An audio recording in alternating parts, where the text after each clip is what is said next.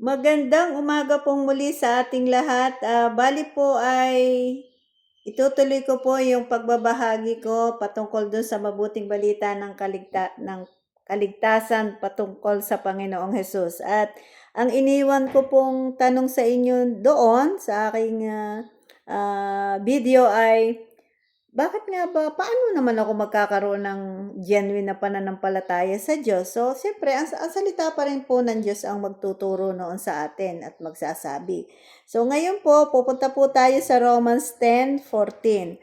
Ang sabi po dito, paano naman sila tatawag sa Kanya kung hindi sila sumasampalataya? Ibig sabihin, bago tayo makatawag sa Diyos, dapat mauuna na muna yung pananampalataya. Ba't naman tayo tatawag sa Diyos kung wala naman tayong pananampalataya?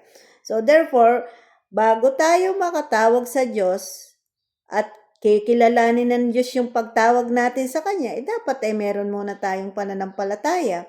And then sabi po sa sunod, paano sila sasampalataya kung wala pa silang napakinggan tungkol sa Kanya? Therefore, para ako pala'y magkaroon ng pananampalataya at kilalanin ng Diyos yung aking pananampalataya, dapat muna ako may napakinggan tungkol sa Diyos, tungkol sa Kanyang mga salita, tungkol sa sinasabi ng Diyos sa akin. Dahil yun ang requirement ng Panginoon Ang tao, para maging sakto sa Diyos yung kanyang pananampalataya, dapat may napakinggan tayo tungkol sa Diyos.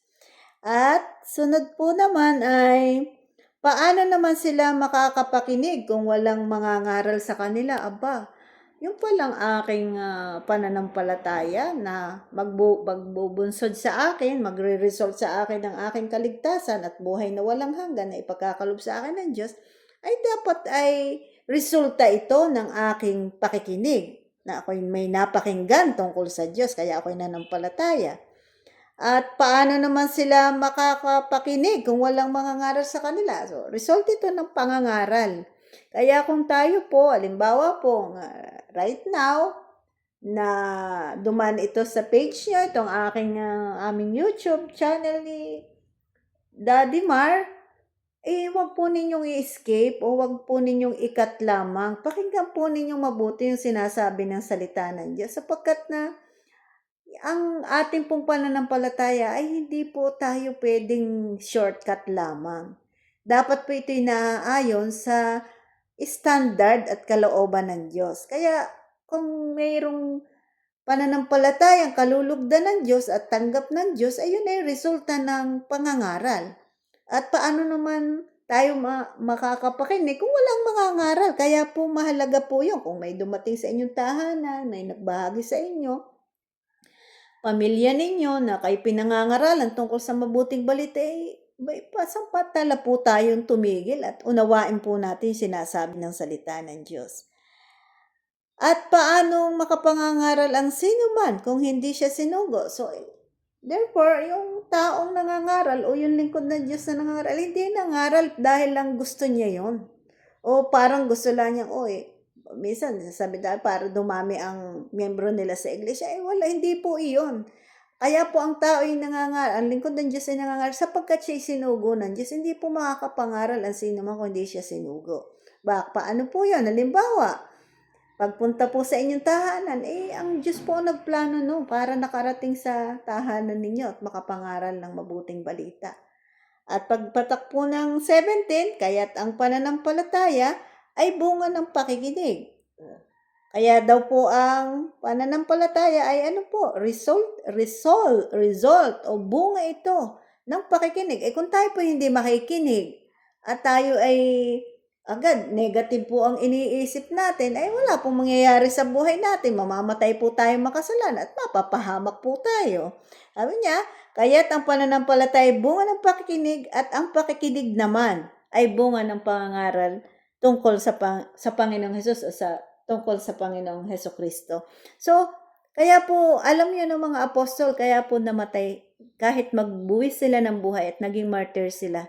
Dahil alam ng mga apostol na kapag ang tao ay hindi siya nabahaginan ng mabuting balita ng kaligtasan, ay mamamatay po siyang makasalanan at hindi nakakapagbalik loob sa Diyos.